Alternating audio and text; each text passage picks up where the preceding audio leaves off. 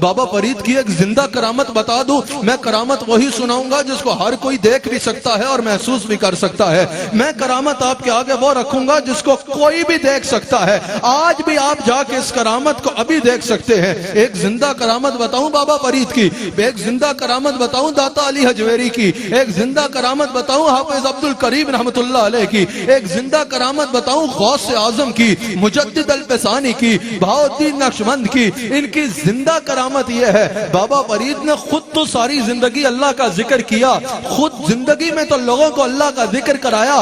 آج بھی ان کی قبر ذکر الہی کی تبلیغ کر رہی ہے. آج ان کی قبریں بھی ذکر الہی کی تبلیغ کر رہی ہیں. بڑے بڑے مدارس ہیں, بڑے بڑے مراکز ہیں, سب کی خدمات اپنی جگہ معتبر ہیں اور قابل قبول ہیں اور قابل تحسین ہیں. لیکن ذرا بابا فرید کی قبر پہ رات کے اس پہر میں چلے جاؤ, رات کے اس پہر میں بابا فرید کے مزار پہ جاؤ, تمہیں بڑے سے بڑے مرکز میں اتنے بیٹھے نظر نہیں آئیں گے. تمہیں بڑے سے بڑے آگے پیچھے مرکز میں اتنے لوگ بیٹھے اللہ کا ذکر کرتے نہیں نظر آئیں گے جتنے لوگ تمہیں رات کے اس پہر میں بھی بابا فرید کی قبر پر بیٹھ کے اللہ کا ذکر کرتے نظر آئیں گے. یہ ان بزرگوں کی شان ہے, زندگی بھر اللہ کا ذکر کیا, آج یہ قبروں میں جا چکے ہیں. ان کی قبریں لوگوں کو مقناطیس کی طرح کھینچ رہی ہیں. جو ان کی قبر پہ آتا ہے اللہ کا ذکر شروع کر دیتا ہے.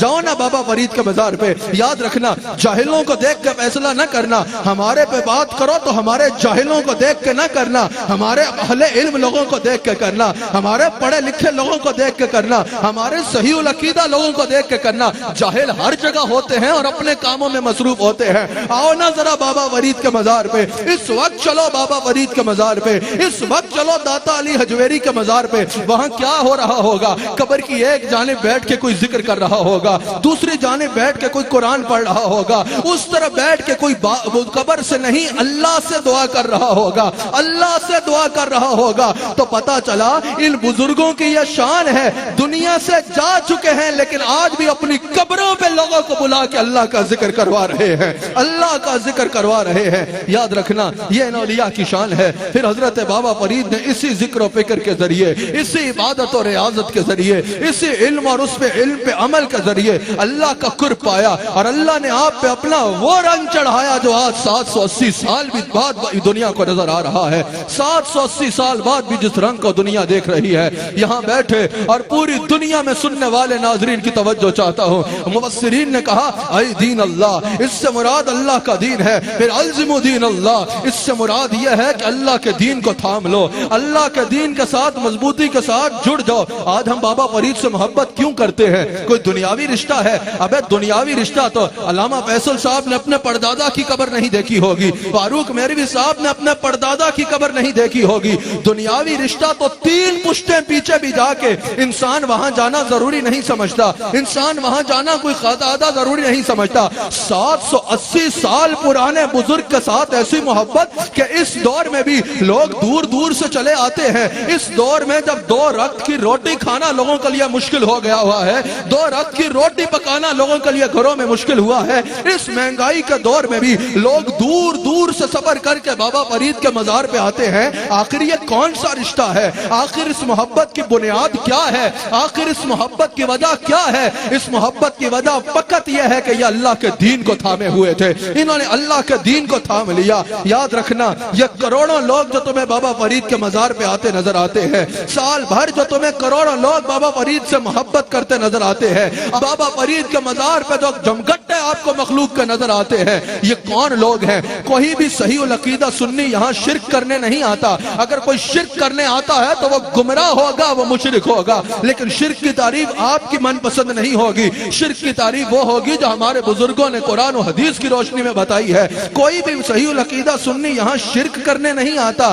جو صحیح العقیدہ سنی یہاں آتا ہے اس لیے آتا ہے کہ یہ وہ اللہ کا بندہ ہے جس نے لاکھوں لوگوں کو شرک سے پاک کیا ہے, لاکھوں لوگوں کو اللہ کے دین میں داخل کیا ہے. ارے بھائی یہ جو اتنی مخلوق تمہیں یہاں نظر آتی ہے, اس کی وجہ یہی ہے کہ یہ اللہ کا دین کے ساتھ جڑے, انہوں نے اللہ کی محبت کو دل میں بسایا, انہوں نے لاکھوں لوگوں کو اللہ سے جوڑا. اب لوگوں کے دلوں میں ان کی محبت اللہ ڈال رہا ہے. ان الذین آمنوا وعملوا الصالحات سیجعل لهم الرحمن ودا کی تفسیر میں علامہ ابن کثیر نے حضرت حرم بن حبان کا قول نقل کیا. حضرت حرم بن حبان کہتے ہیں, حافظ ابن کثیر نقل کر رہے ہیں کہ جو اللہ کی طرف صدق کے دل سے جھکتا ہے نا، اللہ اپنے بندوں کے دلوں کو اس کی طرف جھکا دیتا ہے۔ بابا فرید صدق کے دل سے اللہ کے آگے جھکے، اب مخلوق کا دلوں کو ان کی طرف کون جھکا رہا ہے؟ اللہ جھکوا رہا ہے۔ اب یہاں لوگ آتے ہیں، بابا فرید کے مزار پہ آ گئے، بابا فرید کے مزار پہ آ کے کہتے ہیں بھئی ماشاءاللہ اللہ ہو رہا ہے، اللہ کا ذکر ہو رہا ہے، قرآن کی تلاوت ہو رہی ہے، ذکر و فکر ہو رہا ہے، یہ تو اچھی بات ہے۔ اتنے میں ایک بندہ نعرہ لگاتا ہے، اللہ محمد چار یار، حاجی خواجہ کتب فرید، اور مزار گھونج اٹھتا ہے حق فرید یا فرید کے نعروں سے۔ وہ بھائی صاحب سر پکڑ کے بیٹھ جاتے ہیں، کہتے ہیں بھئی اللہ اللہ کا ذکر تو سمجھ میں آ رہا ہے، یہ حق فرید یا فرید کا ذکر کیوں کر رہے ہو؟ اللہ کا ذکر تو ٹھیک ہے، یہ حق فرید یا فرید کیوں کر رہے ہو؟ تو میرے بھائی قرآن میں تم نے پڑھا نہیں، اللہ فرماتا فَاذْكُرُونِي أَذْكُرْكُمْ، تو میرا ذکر کر میں تیرا ذکر کروں گا۔